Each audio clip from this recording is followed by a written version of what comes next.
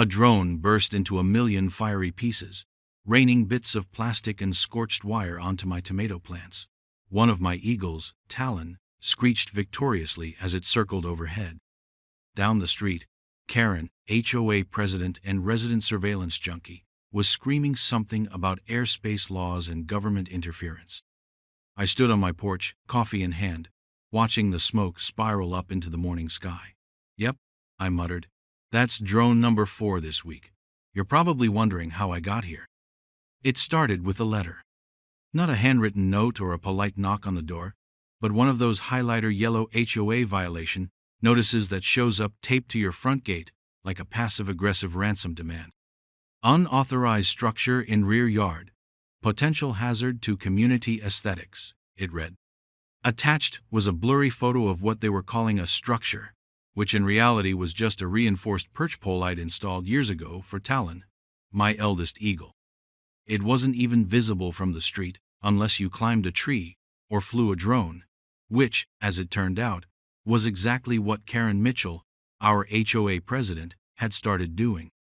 At first I thought it was a joke. Surely they weren't serious about siting a bird perch on a 2-acre property that wasn't even under HOA jurisdiction when I bought it. But I was wrong. They were deadly serious. The next notice came 3 days later. Violation, wildlife attractant activity. No further details. Then another. Unsanctioned avian installations, breach of architectural guidelines. That one made me laugh out loud. I imagined Karen, clipboard in hand, squinting through binoculars from her upstairs window while furiously Googling how to evict an eagle. Her campaign was just getting started. Within 2 weeks, I'd received 5 separate citations, each more ridiculous than the last.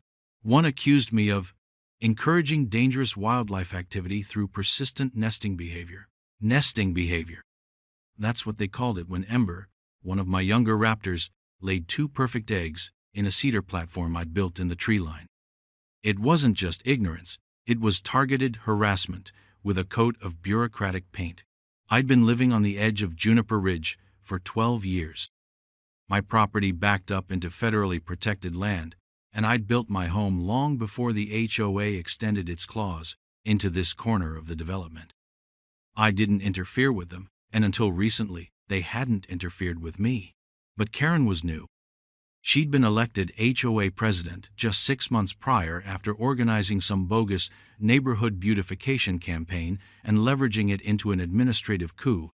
From what I'd gathered, she was a retired marketing executive with a white-collar husband, a loud little dog named Muesli, and a terrifying affection for the words community compliance. Unfortunately for her, she had no idea who she was messing with. I didn't decorate my house for the holidays. I didn't gossip at the dog park. I didn't attend meetings with clip art PowerPoints about mailbox uniformity. I rehabilitated raptors, eagles, hawks, and owls, most of whom had been wounded by power lines, wind turbines, or illegal traps. I'd been licensed by the U.S. Fish and Wildlife Service for nearly a decade. My land wasn't just mine, it was registered under a conservation easement with rules that overrode most local zoning laws. But Karen either didn't know or didn't care. That became clear when I caught her drone buzzing 20 feet over my back paddock one morning while I was feeding Haven, my blind golden eagle. The thing hovered like an obnoxious mechanical hornet, its lens blinking red as it zoomed in on the tree-mounted perch where Ember was nesting. I threw a pine cone at it out of pure instinct and watched it zip off toward Karen's house like a tattletale child. 10 minutes later, I received an email with a screenshot of me mid-throw and a subject line that read, "Evidence of hostility toward HOA monitoring efforts."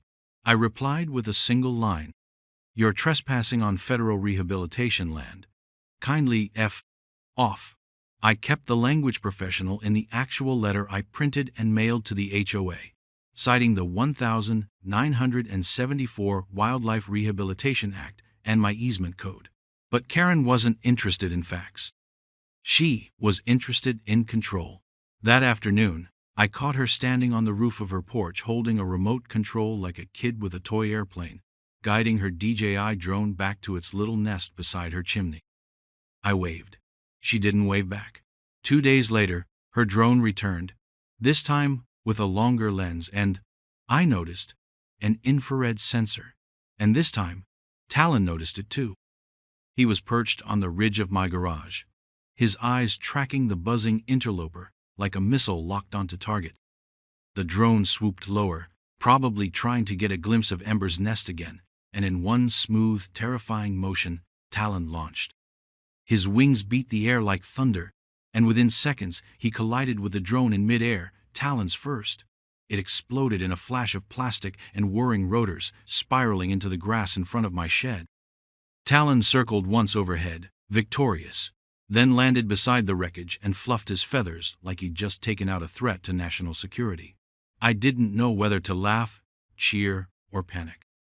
Turns out, Karen chose panic.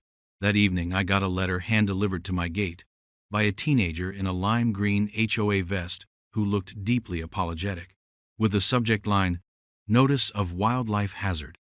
Aggressive Animal Behavior." The irony was delicious. Karen's drone had been the intruder, the aggressor, the one breaking laws, and now she was accusing my eagle of misconduct. I drafted another letter, this time attaching footage from my wildlife cameras, which clearly showed the drone invading the nest perimeter.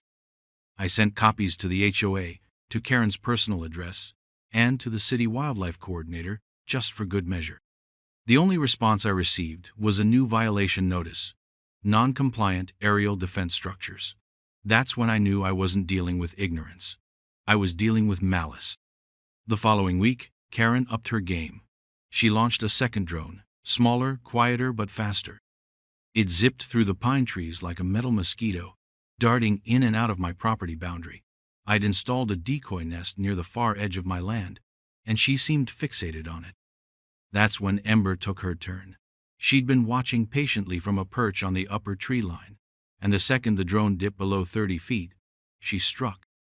It was cleaner than Talon's takedown, no fireworks, just a swift snatch and a crunch of plastic as her talons closed around the frame. She dropped the carcass near the edge of the pond like a cat offering tribute.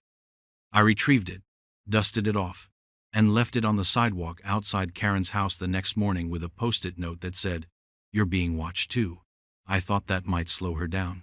I was wrong. She didn't back off. She bought more drones. She started citing me for excessive bird presence and accused me of maintaining an unregulated raptor colony. Her newest notice claimed I was operating a wildlife preserve without community approval. I pinned that one to my fridge like a trophy. The war had begun, not with lawsuits or fists, but with notices, talons, and spinning plastic wings. What Karen didn't realize was that I'd been preparing for a fight like this my whole life. She had a fleet of drones. I had an army of eagles. And the sky belonged to us. Karen didn't take the losses lightly. 2 drones down in a week had done something to her, something deeper than embarrassment. It was like she'd taken it as a personal insult, as if Talon and Ember hadn't just been defending their territory, but assaulting her authority. And that, I quickly learned, was the one thing Karen Mitchell couldn't stand. Her next move was textbook overcompensation. She didn't just replace the drones, she escalated. Gone were the off-the-shelf quadcopters from Best Buy. What showed up next was a matte black Autel Evo 2, dual 640T, complete with thermal imaging, 8K video, and a price tag that said, "Government contractor trying to be subtle." I watched it rise from her driveway one evening, like a stealth bomber, its rotors whisper, "Quiet," its red eyes blinking like something out of a dystopian sci-fi film. It hovered for a moment, right at the edge of my property, before drifting in like a mosquito with a badge. Talon saw it first, but I held him back with a soft whistle. This one was faster, smarter, and I needed to know just how far Karen was willing to go before I unleashed him. The drone zipped above my tree line, weaving between branches with a kind of unsettling precision. A hawk would have struggled to match it. But it wasn't just speed or stability that worried me. It was the purpose. This wasn't recreational flying. This was recon. The drone parked itself 20 feet above the old nesting platform I'd installed 3 years back and sat there, recording. for 38 minutes. I timed it.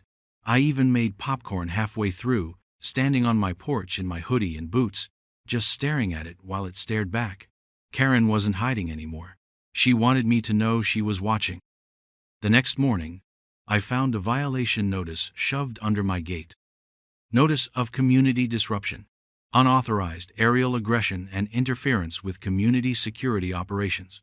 Attached was a printed photo, grainy and pixelated, of Ember mid-swoop, claws out, eyes locked on a now-deceased DJI Mavic Air.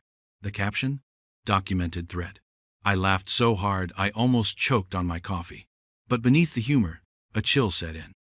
Karen wasn't just documenting eagle behavior. She was building a case. And like any good predator, I knew better than to let her outmaneuver me. So I went on the offensive. I installed 6 new trail cams around my property, 3 facing the tree line, 2 along the south fence, and 1 hidden inside the old barn cupola, pointing up. Then I mounted 2 of my older GoPros, both retrofitted with featherweight harnesses, onto Talon and Ember. Lightweight, non-obstructive, and tested for years during controlled flight sessions. I wasn't weaponizing my birds, I was filming them, capturing everything they saw from the sky, and what they saw was extraordinary. The footage that came back from Talon's first flight made my stomach twist. He'd followed the newest drone, the Autel Monster, as it patrolled across not just my yard, but 6 adjacent properties. It dipped low over the Petersons' koi pond, skimmed the edge of the Ramirez roof, and at one point hovered less than 5 feet from the Wong's upstairs window while their daughter was changing clothes. That one frame, a teenage girl startled mid-blouse, with a black drone floating inches from her window, that was the moment the tone of everything changed. I printed it, blew it up to 1117, mailed a copy to every house on the block with a note, "Karen says it's about safety. You decide." By the end of the week, 4 different neighbors had called me. 2 were furious. 1 at Karen, 1 at me. The other 2 asked if I could help install privacy screens. But the best response came from Mrs. Halverson across the street, a retired Navy intelligence analyst who'd lived through 6 HOA presidents and referred to Karen exclusively as Generalissimo. She showed up at my door with a binder labeled Operations Log, Juniper Ridge Surveillance Activity, and said, "Been waiting 30 years for someone else to care about this crap. Let's burn the witch." Meanwhile, the Eagles had made it a sport. Ember had started to track the flight paths by sound alone. She'd perch in the dead pine at the northwest corner, head tilted slightly to catch the whir, then launch like a damn javelin when the drone crossed into the meadow. I didn't encourage it, but I didn't stop it either. My job was to document. And document I did. I collected over 40 hours of footage, GPS flight logs, thanks to a cheap signal sniffer I'd installed, and time-stamped violation notes.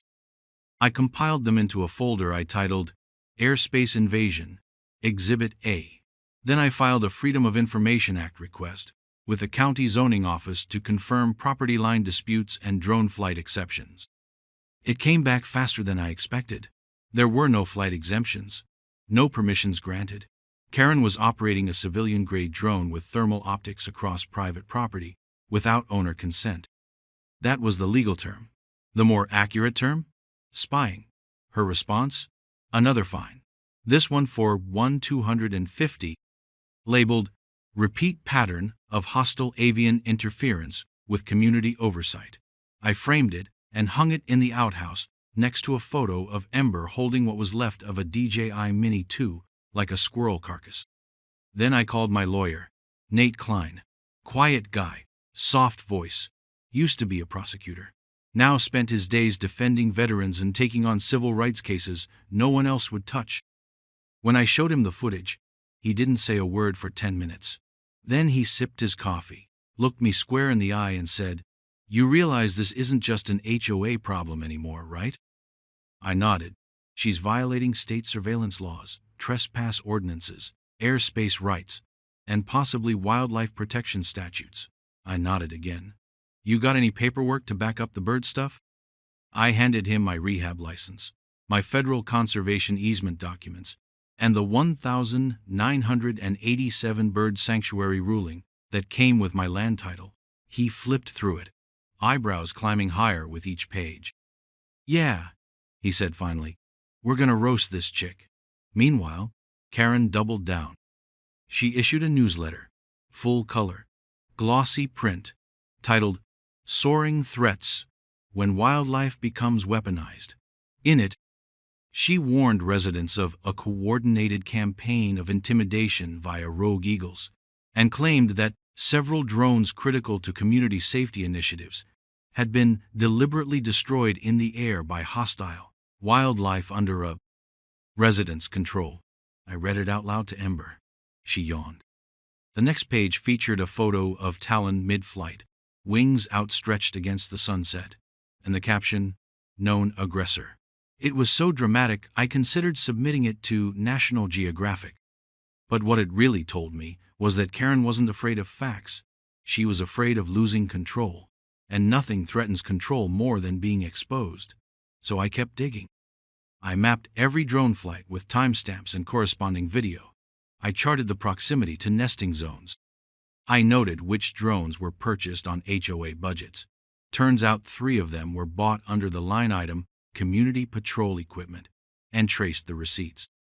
They were purchased on Karen's personal Amazon account and reimbursed through the HOA treasury, which meant she was not only spying illegally, she was being paid to do it. I brought this to the treasurer, Mr.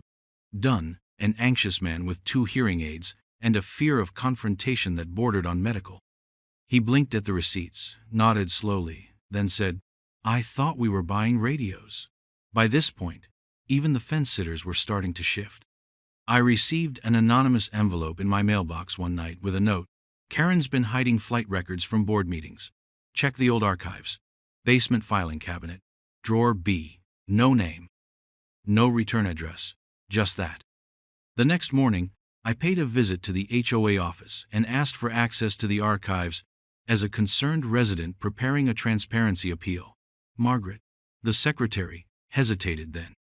With a sigh that said she'd long given up caring, handed me the keys to the basement.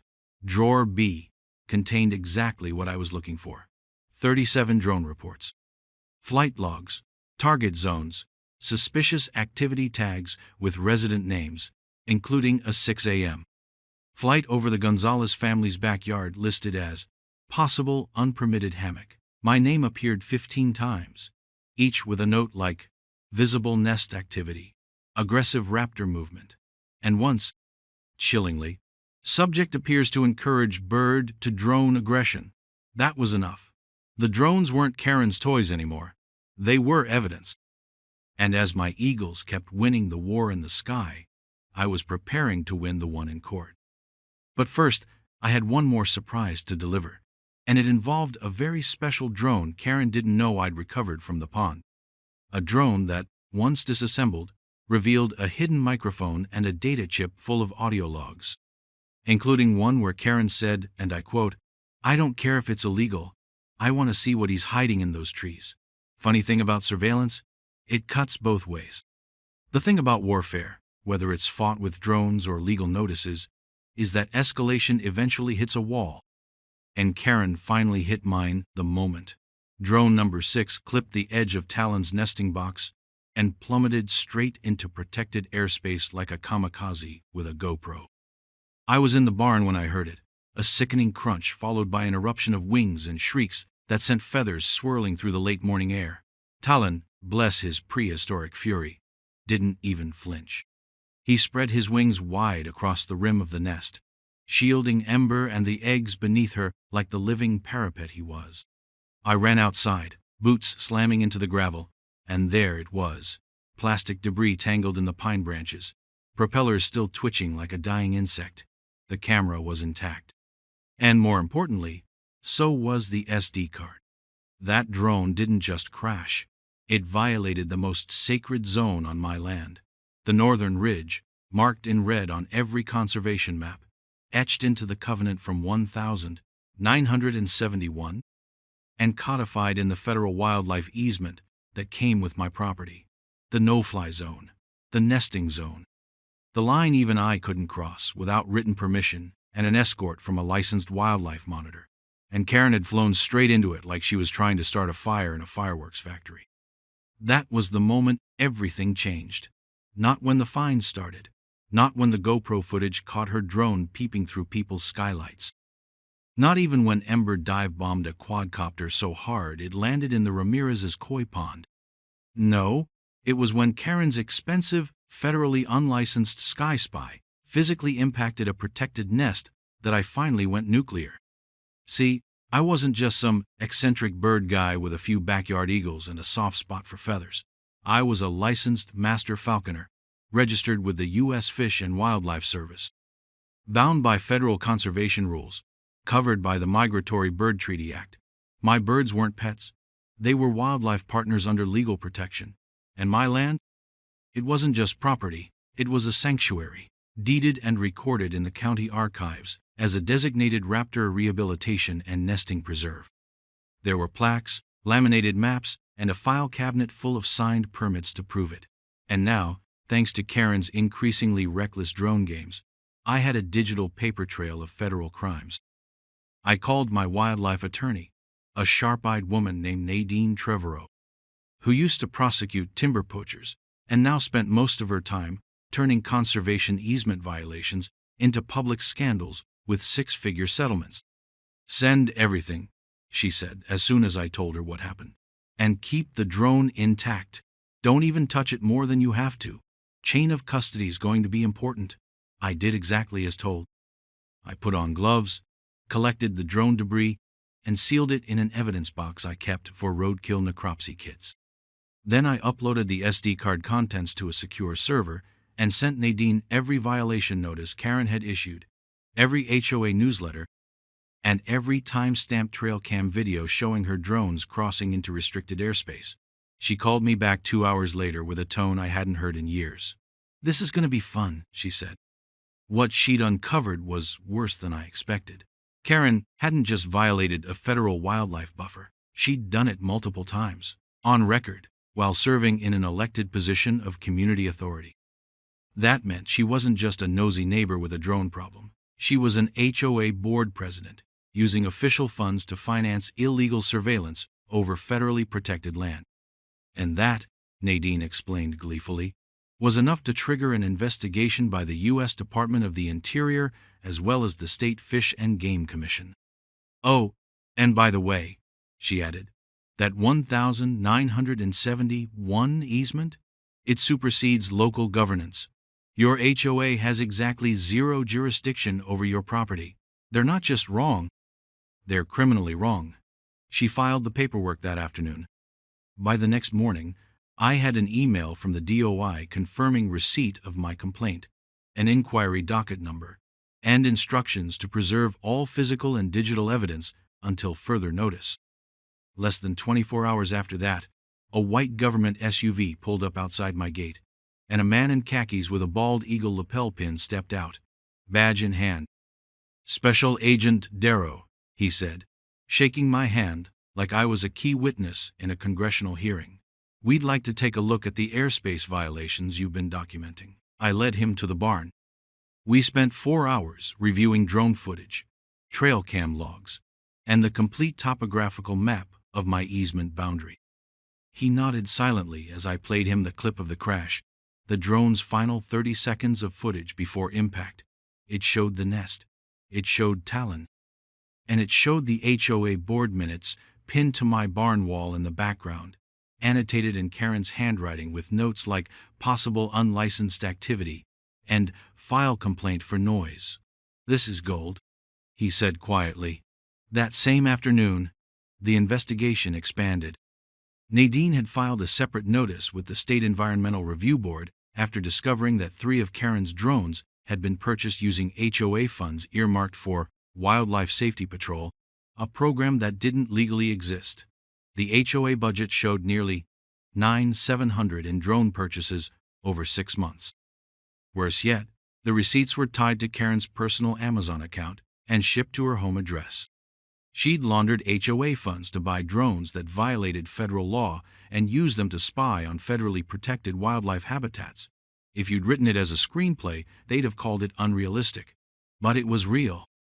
And the whole thing was about to blow wide open.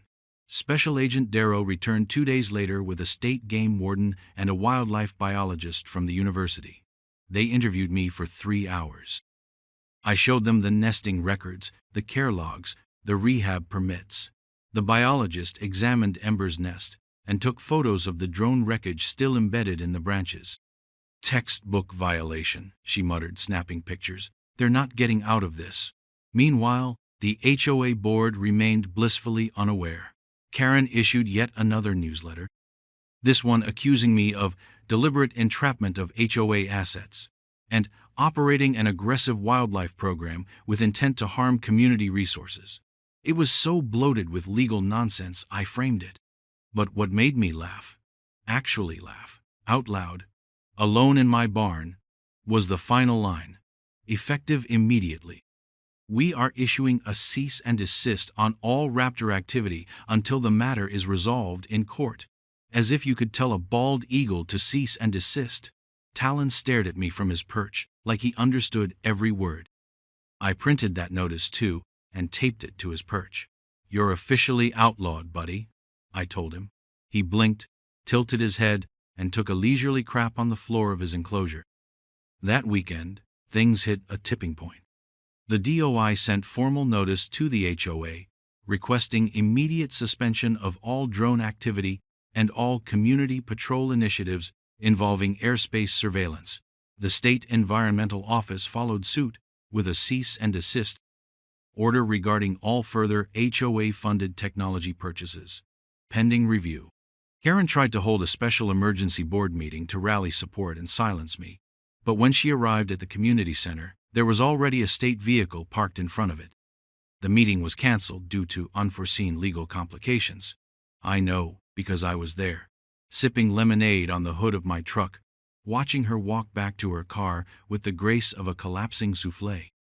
The next day, the HOA's own treasurer resigned, cited ethical concerns and possible criminal exposure. 2 more board members followed, including Margaret, who sent me a handwritten apology and a gift card to Tractor Supply. Karen, to her credit, didn't flinch, at least not publicly. She posted a 7-paragraph diatribe on the HOA bulletin board about corruption at the highest levels of government and accused me of colluding with deep state environmental agents.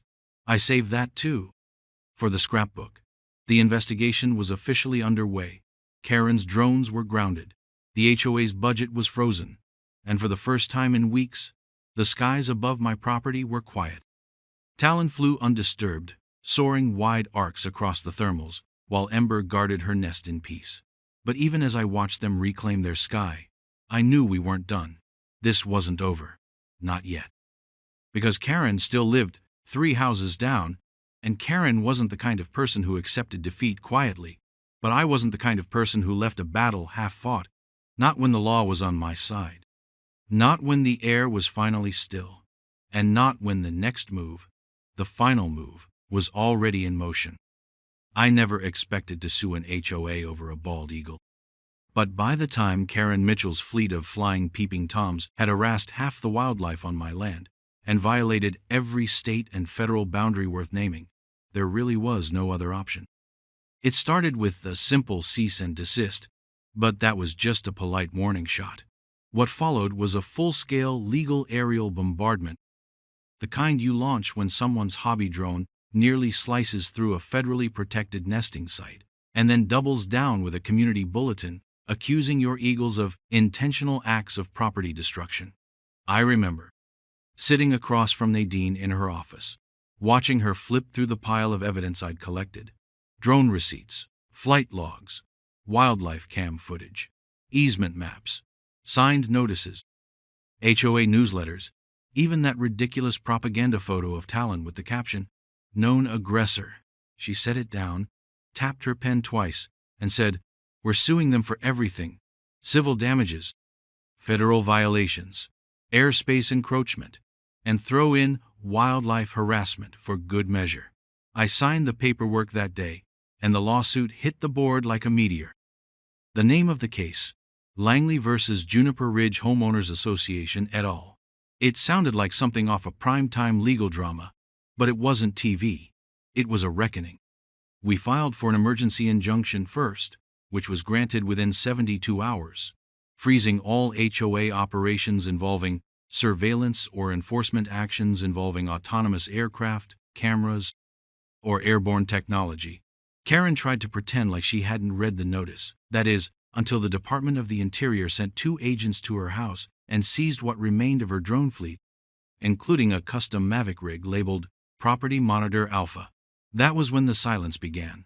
No more newsletters, no more violation notices, just cold stares through tightly drawn curtains.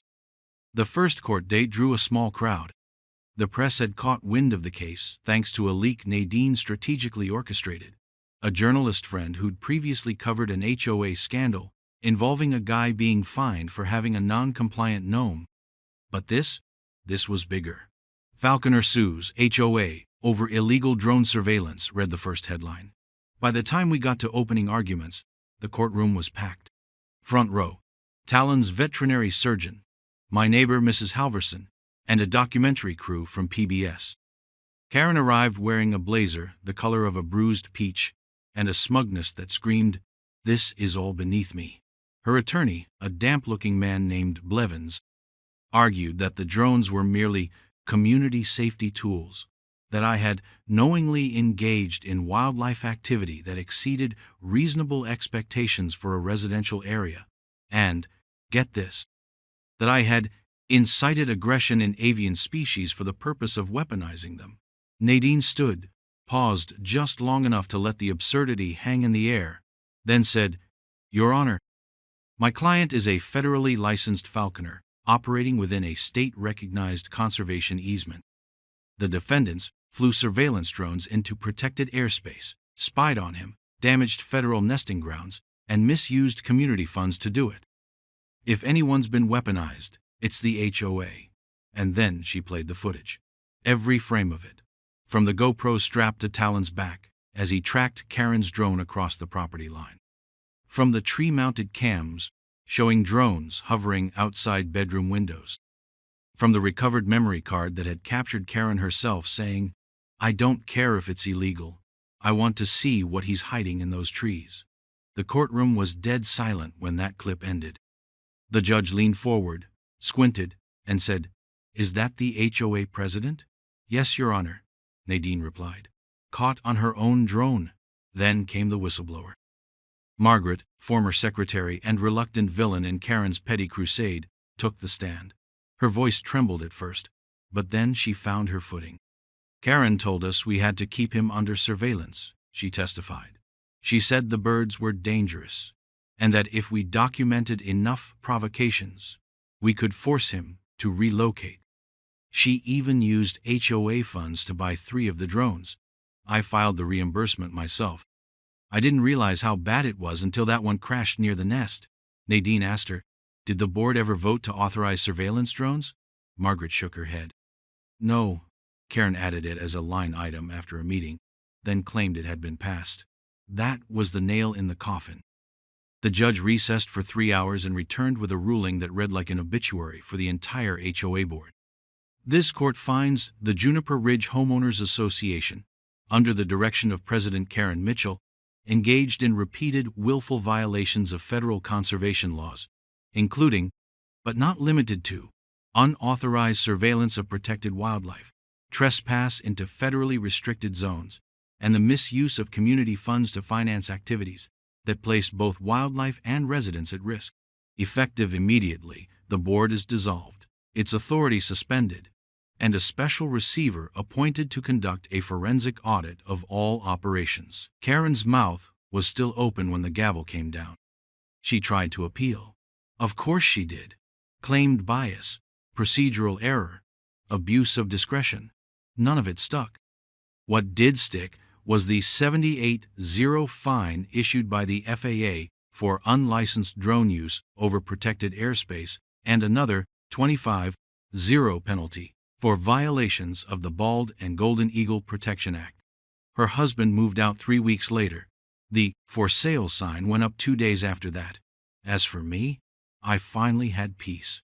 The eagles nested undisturbed. Ember's chicks hatched, healthy and strong. Talon took to sitting on the weather vane, scanning the horizon like a sentry on post. And I got to work on something I'd been dreaming about for years: a proper, full-scale rehabilitation facility. I used the court's awarded damages, and a generous donation from a neighbor who'd been secretly rooting for me the whole time, to break ground on a brand new raptor center. We built it right along the North Ridge. Stone facade, steel mesh flight cages, an education wing with classroom space for local kids, and a massive observation deck that looked out over the treetops like the prow of a ship. I named it Karen's Nest. The sign was carved in mahogany, letters gilded in bronze. Underneath, in smaller print, a sanctuary for raptors, free from harassment. Some people thought it was petty. I thought it was perfect. The grand opening drew a crowd of 200. The mayor showed up. So did a bald eagle from the Wildlife Service named Justice, who posed stoically for photos beside Talon.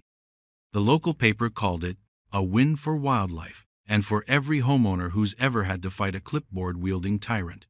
Karen didn't come, but her house sat across the way.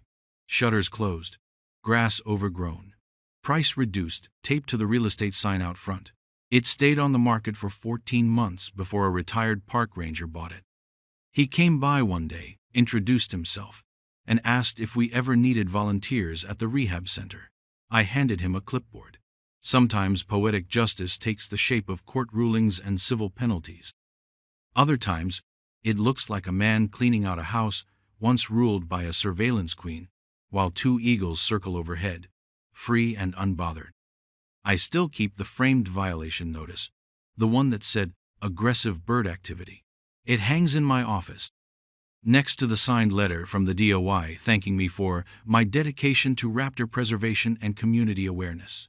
Some folks win with lawsuits. I won with feathers, patience, and the simple truth that when you go to war with nature and the law, you'd better be damn sure you know who's really watching from above.